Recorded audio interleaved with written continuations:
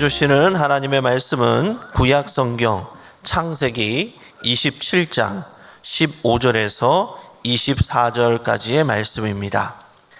리브가가 집안 자기에게 있는 그의 맏아들 에서의 좋은 의복을 가져다가 그의 작은 아들 야곱에게 입히고 또 염소 새끼의 가죽을 그의 손과 목에 매끈한 곳에 입히고 자기가 만든 별미와 떡을 자기 아들 야곱의 손에 주니 야곱이 아버지에게 나아가서 내 아버지여 하고 부르니 이르되 내가 여기 있노라. 내 아들아 내가 누구냐? 야곱이 아버지에게 대답하되 나는 아버지의 맏아들 에서로소이다. 아버지께서 내게 명하신 대로 내가 하였사오니 원하건대 일어나 앉아서 내가 사냥한 고기를 잡수시고 아버지 마음껏 내게 축복하소서. 이삭이 그의 아들에게 이르되 내 아들아 내가 어떻게 이같이 속히 잡았느냐?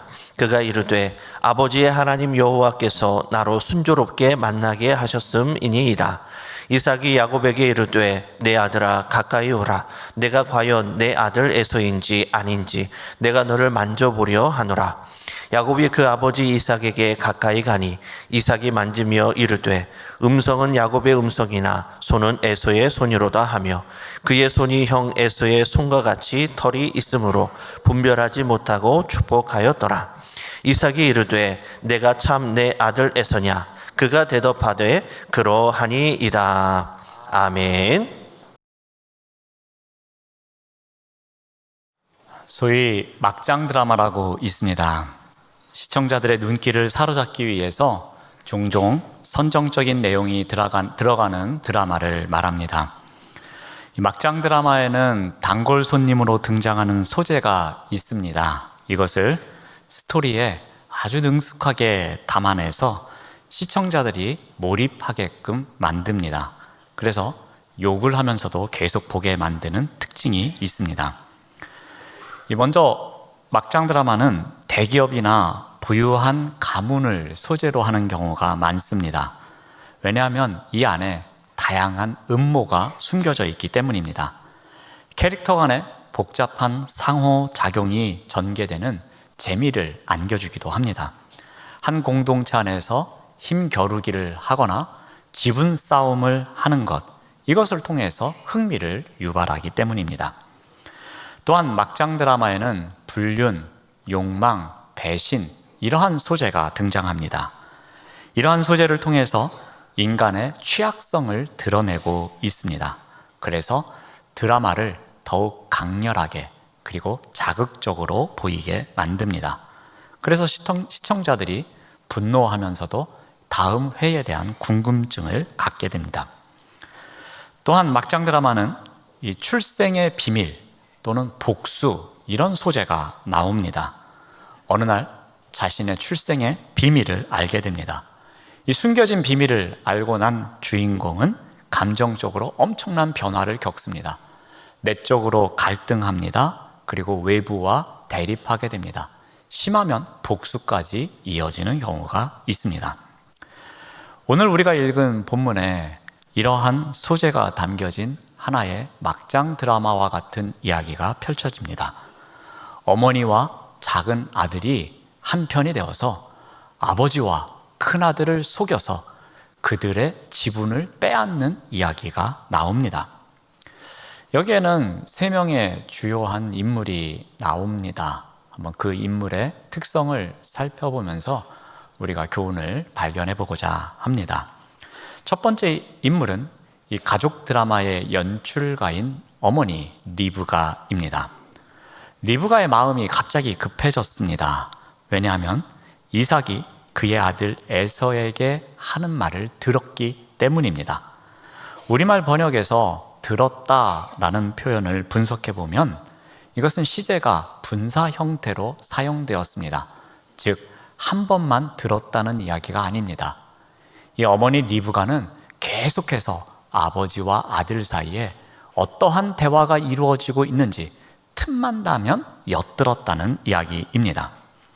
이런 가운데 새로운 정보를 얻게 되었습니다. 그리고 리브가는 내가 이대로 있으면 안 되겠구나, 뭔가 다른 방법을 찾아야겠구나, 이런 결단을 한 것입니다. 리브가는 남편을 속이기로 결심합니다. 그래서 야곱이 축복받는 길을 선택합니다. 자, 먼저 야곱의 의상을 준비합니다. 15절 말씀을 봅니다. 리브가가 집 안 자기에게 있는 그의 맏아들 에서의 좋은 의복을 가져다가 그의 작은 아들 야곱에게 입히고. 리브가의 행동은 일사불란했습니다. 그리고 매우 재빨랐던 것으로 보입니다. 그녀는 자기가 보관하고 있었던 에서의 좋은 옷이 있었습니다. 이것을 가져와서 야곱에게 입힙니다. 여기에 나오는 좋은 옷은 명품을 이야기하는 것이 아닙니다. 이것은 에서의 향취가 묻어있는 옷입니다. 그리고 들판에 사냥 나갔다 왔을 때 그 안에 담겨져 있는 향을 이야기합니다. 그러한 조건을 만족하는 옷, 그 옷이 바로 좋은 옷이었습니다. 나이가 많아서 시각적으로 분별할 수 없었던 이삭을 속이기 위해서는 그의 발달된 후각을 속일 필요가 있었습니다. 그래서 이러한 옷을 야곱에게 입힙니다. 이번에는 또 야곱을 철저하게 위장시킵니다. 16절 말씀을 봅니다. 또 염소 새끼의 가죽을 그의 손과 목에 매끈매끈한 곳에 입히고. 이 팔레스타인의 염소털은 매우 부드럽다고 합니다. 그래서 마치 사람의 털과 같다고 합니다. 그래서 이 보드라운 털을 사람의 털과 헷갈리도록, 잘 분별하지 못하도록 이것을 입힌 것이었습니다. 자, 그런데 리브가가 매우 치밀한 것을 알 수 있습니다. 손과 목에 매끈매끈한 곳에다가 이것을 입혔다고 성경은 기록하고 있습니다. 아마도 이삭이 야곱의 손을 만질 터인데 그러면 에서처럼 느끼게 해야 한다. 그래서 손에 매끈매끈한 부분에 털을 입힙니다. 또한 축복하고 난 다음에 입맞춤을 할 텐데 그러면 이렇게 볼끼리 부딪힐 때에 혹 이쪽에 있는 목 부분과 얼굴 부분이 매끈하면 문제가 되기 때문에 구렛나룻 같은 것을 만든 것으로 보여집니다.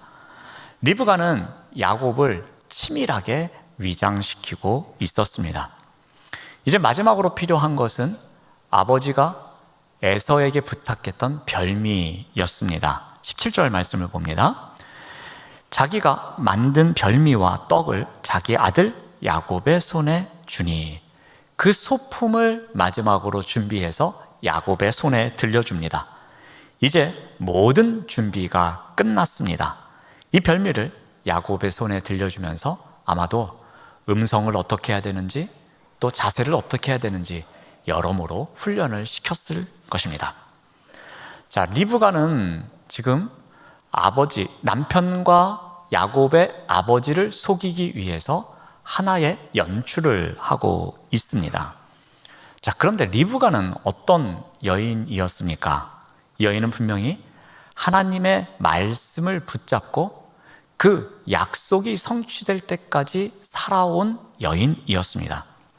리브가가 태 속에서 아이들이 싸움을 할 때 어떻게 했습니까? 창세기 25장에서는 이렇게 기록하고 있습니다. 그 아들들이 그의 태 속에서 서로 싸우는지라 그가 이르되 이럴 경우에는 내가 어찌할꼬 하고 가서 여호와께 묻자온대 큰 자가 어린 자를 섬기리라 하셨더라. 리브가는 하나님께 나아가서 기도하는 여인이었습니다. 태 속에 아이들이 싸우고 있자 어떻게 해야 하나 하나님께 나아가서 그 문제를 내어놓고 기도하는 여인이었습니다. 그 가운데 하나님께 응답을 받았습니다. 큰 자가 작은 자를 섬길 거야 라는 말씀을 듣습니다. 그리고 그때로부터 하나님의 계시를 마음속에 간직하고 하나님께서 이루실 비전을 기대하면서 20년이 넘는 시간을 보내왔습니다. 자, 그런데 어느 날 갑자기 이삭이 에서에게 하는 말을 듣습니다. 이삭이 에서를 다음 세대의 주인공으로 세우고자 합니다. 두려움이 찾아왔을 것입니다. 리브가는 생각했을 것입니다. 하나님께서 분명히 나에게 말씀을 주셨는데 왜 이 말씀과 다른 방향으로 가지? 안 되겠구나. 내가 이것을 이루어야 되겠구나. 내가 무엇인가 행동을 해서 하나님의 비전이 성취되게끔 만들어야겠구나 라고 생각합니다. 리브가는 두 아들의 미래에 관한 하나님의 말씀을 자기 방식대로 이루려고 치밀한 계획을 세웠던 것입니다.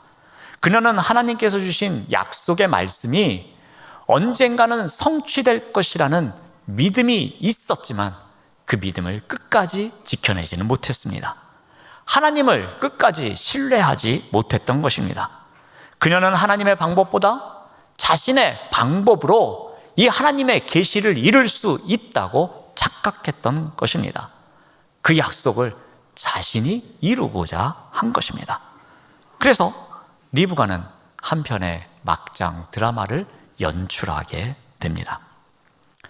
리브가는 모든 것을 치밀하게 준비했습니다. 야곱을 철저하게 준비시켰고 필요한 소품도 준비했습니다.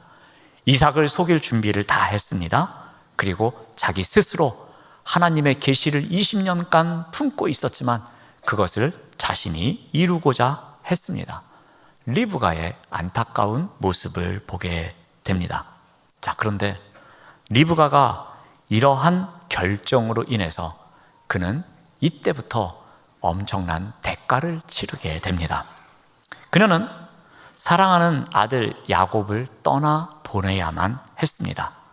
그리고 그 이후에 아들을 만나지 못합니다. 야곱이 떠난 뒤에 리브가의 삶은 어떠했을까 상상해 봅니다. 남편은 아내에게 어떻게 했을까? 그리고 남아있는 아들 에서는 어머니에게 어떻게 했을까? 어머니, 작은 아들만 아들입니까? 저도 아들입니다. 저에게 왜 이렇게 하셨습니까? 하면서 온갖 구박을 했을 것입니다. 성경은 리브가의 말년이 얼마나 힘들었을지 상징적으로 묘사해주고 있습니다. 이 사건 이후에 리브가에 대해서는 기록하고 있지 않습니다. 그런데 리브가의 이름이 나옵니다.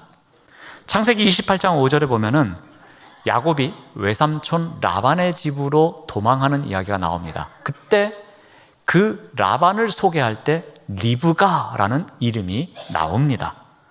또 창세기 35장 8절에서는 리브가의 유모의 죽음을 다룹니다. 그때 리브가 이름이 나옵니다.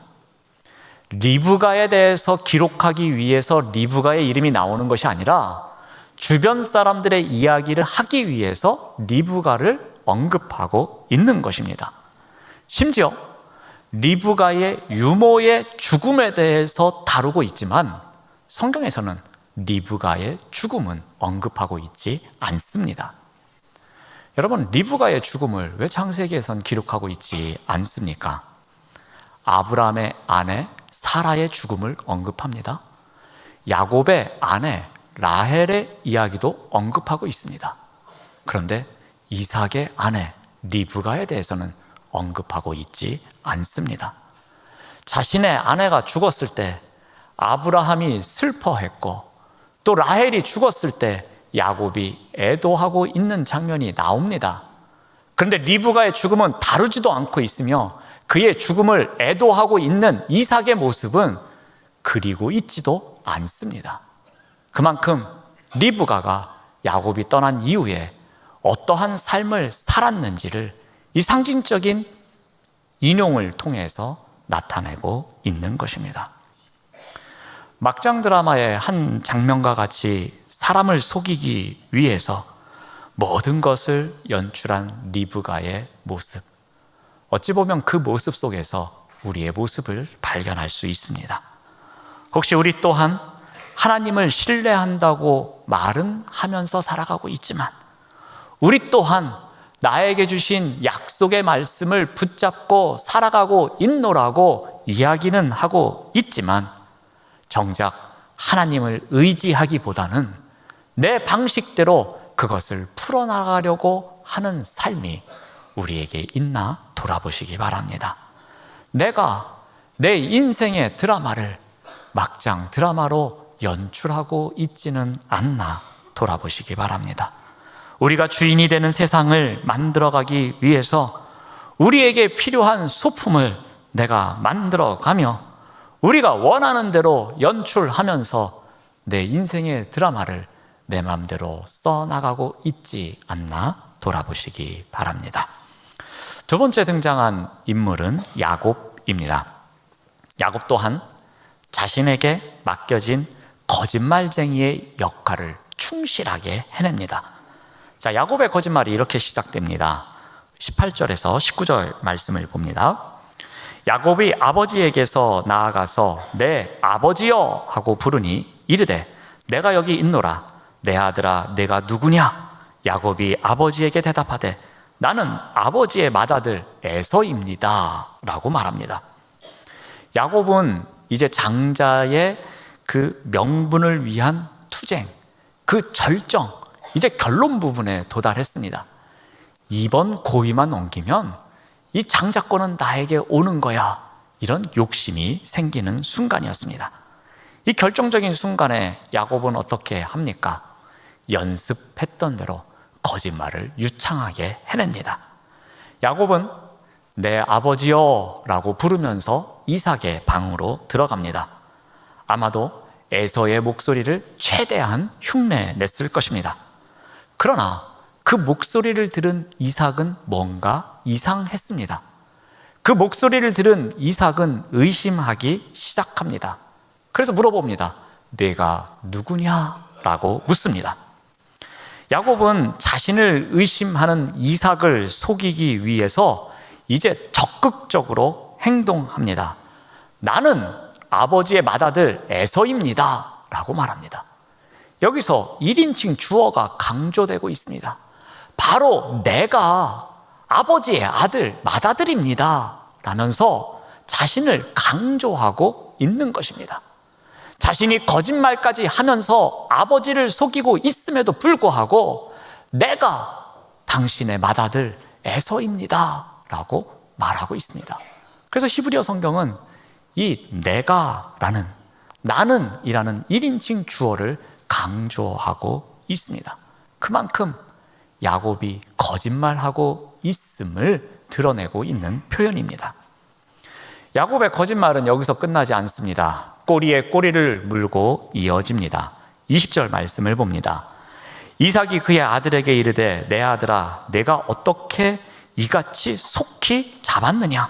그가 이르되 아버지의 하나님 여호와께서 나로 순조롭게 만나게 하셨습니다 라고 거짓말합니다. 리브가와 야곱의 입장에서는 이 일을 빨리 처리해야만 했습니다. 왜냐하면 에서가 돌아오면 이 모든 계획이 수포로 돌아가기 때문입니다. 그래서 짧은 시간 안에 어떻게 해서든지 이삭의 축복을 받아내야만 했습니다. 자, 그런데 이삭은 또다시 의심하기 시작합니다. 아니, 어떻게 이렇게 별미를 빨리 만들었을까? 그래서 묻습니다. 어떻게 이렇게 속히 잡을 수 있었느냐라고 묻습니다. 그러자 야곱은 전혀 당황하지 않고 자연스럽게 말합니다. 하나님께서 준비해 주셨습니다. 하나님께서 도와주셔서 제가 이렇게 속히 잡을 수 있었습니다 라고 거짓말을 합니다. 거짓말했던 것을 덮기 위해서 또 다른 거짓말을 하는데 이번에는 하나님의 이름을 거론하면서 거짓말을 하고 있습니다. 하나님의 이름을 거론하면 아버지는 확신을 가질 거야 라고 생각했던 것입니다. 그래서 하나님께서 준비해 주셨고 하나님께서 도와주셔서 제가 이렇게 속히 사냥을 마칠 수 있었습니다 라고 거짓말을 한 것입니다. 장자의 특권을 누리기 위해서 완벽한 거짓말쟁이의 역할을 야곱이 하고 있었던 것입니다. 야곱 또한 하나님의 방법을 기다리지 않았습니다. 야곱 또한 하나님의 때를 기다리지 않았습니다. 자신이 할 수 있는 거짓말로 아버지를 속여서 그것을 쟁취하고자 했던 것입니다. 막장 드라마에서나 나오는 이야기입니다. 야곱은 어머니 리브가가 시키는 대로 모든 것을 완벽하게 해냅니다. 철저하게 준비했을 것입니다. 돌발적인 이삭의 질문에도 전혀 당황하지 않고 최대한 순발력을 발휘해서 거짓말로 능숙하게 위기를 모면합니다. 자, 그런데 이러한 야곱 또한 자신의 결정에 대한 엄청난 대가를 지불합니다. 에서의 분노를 피해서 도망칩니다. 그 이후부터 사랑하는 어머니를 만날 수가 없었습니다. 20여 년의 시간이 지난 다음에 자신의 집으로 돌아올 때는 이미 어머니는 이 세상에 계신 분이 아니었습니다. 그는 또한 나중에 바로왕 앞에서 자신의 인생에 대해서 어떻게 말합니까? 내 나그네 인생길이 매우 길었노라고. 그런데 그 시간이 저에게는 험악한 세월이었습니다 라고 고백하고 있습니다. 나그네 길, 집을 떠나자마자 어느 하루 마음 편하게 쉴 수 없는 나그네와 같은 삶을 살았다는 것입니다. 그리고 그 시간이 자신에게는 너무나도 험악한 세월이었습니다 라고 고백하고 있습니다. 야곱의 인생 가운데 대부분의 시간이 험한 세월을 보냈음을 그는 고백하고 있는 것입니다. 막장 드라마의 한 장면과 같이 완벽한 거짓말쟁이 역할을 감당한 야곱의 모습에서 우리의 모습을 발견할 수 있습니다. 우리도 필요에 따라 하나님의 이름까지 거론하면서 거짓된 삶을 살아갈 때가 있습니다. 우리의 작은 욕심을 채우기 위해서 꼬리에 꼬리를 무는 거짓말을 하고 꼬리에 꼬리를 무는 거짓된 행동을 하면서 상대방에게 더 확신을 주기 위해서 내가 하나님을 걸고 맹세해놓으라고 하면서 상대방을 속이며 살아갈 때도 있다는 것입니다. 우리도 하나님의 방법보다는 거짓된 우리의 방법을 이용해서 내 욕심을 채우기 위해서 누군가를 속이면서까지 살아가고 있지 않나 돌아보시는 우리 모두가 되시기를 바랍니다. 마지막 등장인물은 이삭입니다. 이삭의 상황이 어떠한지 1절에서 이렇게 기록하고 있습니다. 이삭이 나이가 많아 눈이 어두워 잘 보지 못하였다라고 기록하고 있습니다. 이삭이 노인이 되었습니다. 그래서 그 노쇠함으로 인해서 눈이 잘 보이지 않는다고 기록하고 있습니다. 그래서 이삭은 생각했을 겁니다. 내가 언제 죽을지 모르니 하루라도 빨리 내 아들 에서에게 장자권을 축복해 줘야겠노라고 생각했을 것입니다. 자, 그런데 이러한 이삭은 눈만 어두워진 것이 아니었습니다. 분별력도 어두워졌습니다. 21절 말씀을 봅니다. 이삭이 야곱에게 이르되 내 아들아 가까이 오라. 네가 과연 내 아들 에서인지 아닌지 내가 너를 만져보려 하노라 라고 기록하고 있습니다. 야곱이 들어왔습니다. 어딘가 의심이 됩니다. 그래서 가까이 와보라고 합니다. 내가 너를 만져보겠노라고 합니다. 자, 이런 상황이면 어떻게 합니까? 꼼꼼하게 면밀하게 살피면서 아들을 만져보아야 합니다. 근데 여기에 나오는 만지다라는 이 단어가 갖고 있는 의미는 살짝 스치다라는 의미입니다. 그러니까 꼼꼼하게 아들을 여기저기 만져보면서 코도 만져보고 귀도 만져보고 그리고 손 여기저기 만져보면서 아, 내 아들 에서가 맞구나 살펴본 것이 아니라 그냥 살짝 손 한번 댔다는 이야기입니다. 그래서 22절에도 어떻게 기록하고 있습니까? 야곱이 그 아버지 이삭에게 가까이 가니 이삭이 만지며 한번 살짝 스쳤다는 것입니다.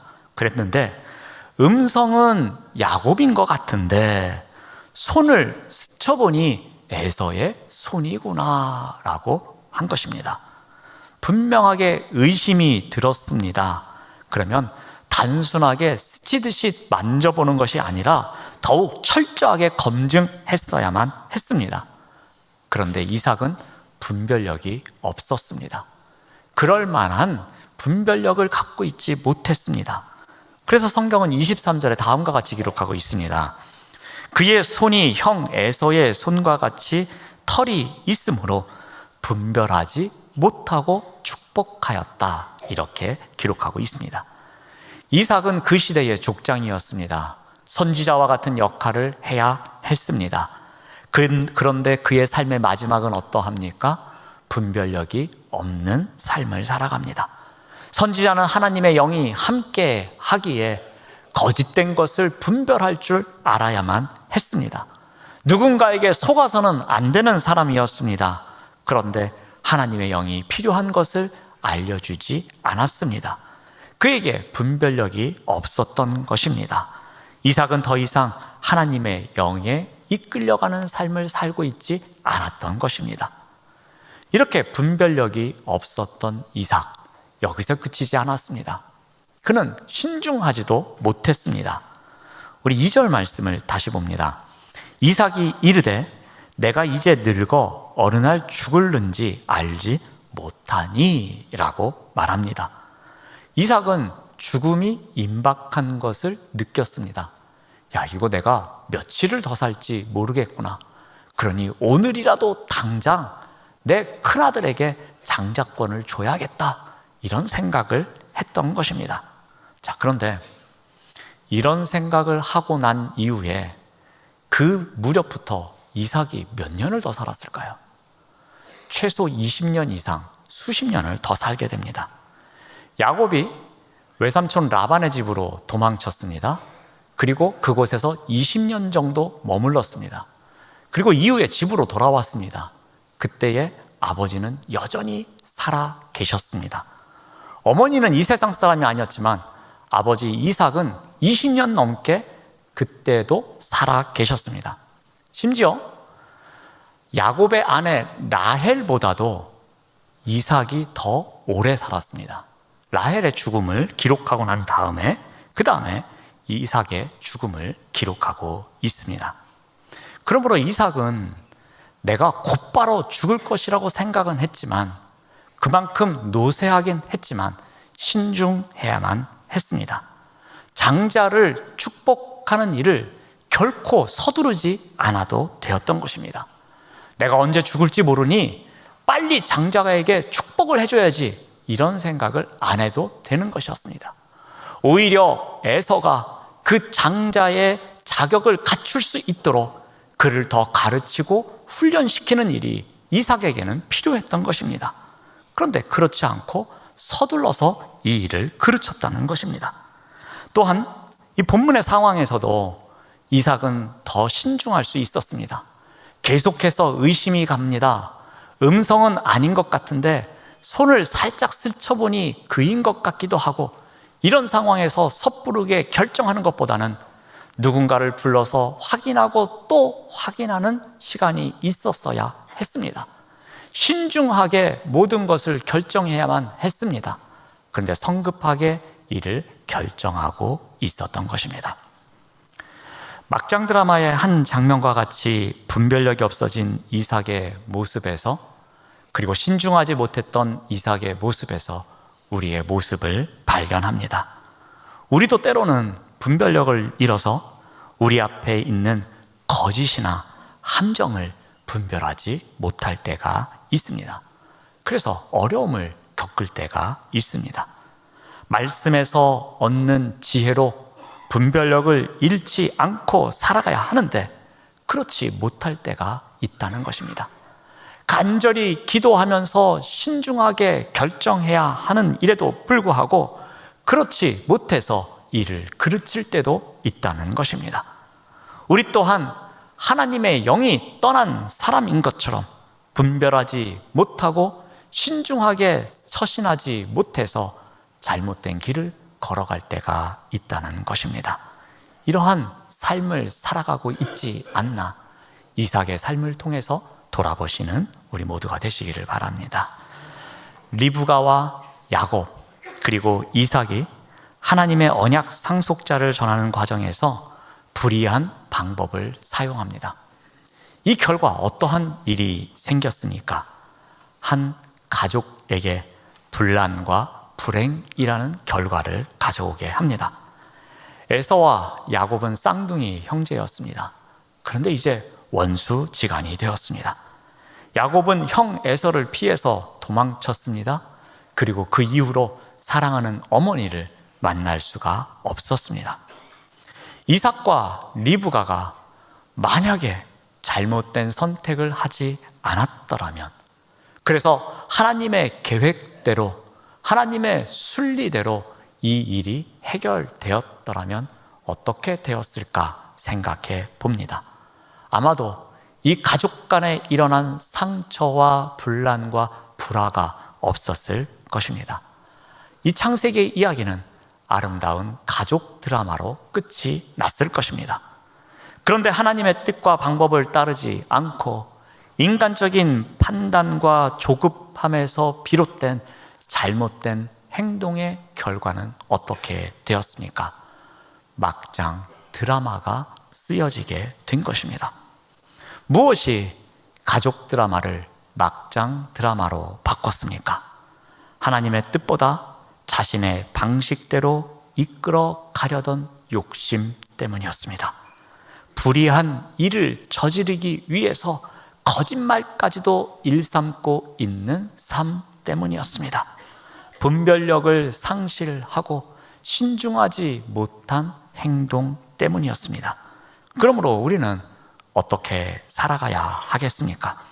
자신의 방식보다는 하나님의 뜻을 우선적으로 찾는 삶이 있어야 할 것입니다. 거짓과 편법을 선택하기보다는 정직한 삶을 추구해야 할 것입니다. 말씀과 기도로 분별력 있는 삶을 살아가기 위해서, 말씀과 기도 가운데 신중한 삶을 살아가기 위해서 노력해야 할 것입니다. 그래서 막장 드라마의 주인공이 아닌 하나님께서 기뻐하시는 가족 드라마의 주인공으로 살아가야 할 것입니다. 이러한 삶을 살아가시는 우리 모두가 되시기를 바랍니다. 기도하겠습니다. 하나님 감사합니다. 언제나 하나님의 말씀이 우선이 되게 하옵시고 하나님의 말씀에 따라 정직하게 살아가게 하옵시며 하나님의 말씀이 기준이 되어 분별된 삶을 살아갈 수 있도록 인도하여 주시옵소서. 예수님의 이름으로 기도드립니다. 아멘.